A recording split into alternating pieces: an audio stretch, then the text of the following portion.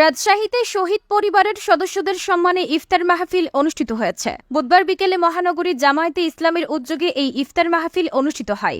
ইফতার মাহফিলের সভাপতিত্ব করেছেন কেন্দ্রীয় কর্মপরিষদ সদস্য ও রাজশাহী মহানগরীর আমির ডক্টর মাওলানা কেরামত আলী। রাজশাহী মহানগরীর সহকারী সেক্রেটারি অধ্যক্ষ শাহাদাত হোসাইনের সঞ্চালনায় ইফতার মাহফিলে আরও উপস্থিত ছিলেন রাজশাহী মহানগরীর নায়েবে আমির যথাক্রমে অধ্যক্ষ সিদ্দিক হোসাইন এবং অ্যাডভোকেট আবু মোহাম্মদ সেলিম, রাজশাহী মহানগরীর কর্মপরিষদ সদস্য জসিমউদ্দিন সরকার, আমিনুল ইসলাম, মাওলানা মোহাম্মদ ইয়াহিয়া, কামরুজ্জামান সোহেল, হাফেজ মোহাম্মদ নুরুজ্জামান সহ শহীদ পরিবারের গর্বিত সদস্যবৃন্দ।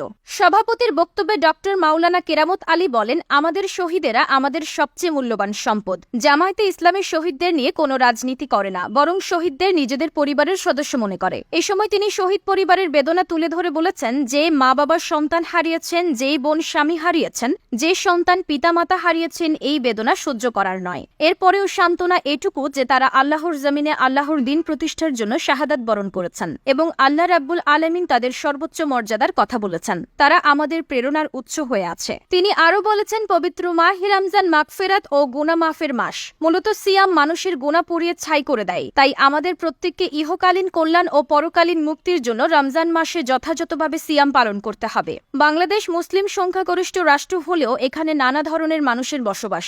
ছাত্র জনতার সফল আন্দোলনের মাধ্যমে আমরা নতুন এক বাংলাদেশ পেয়েছি।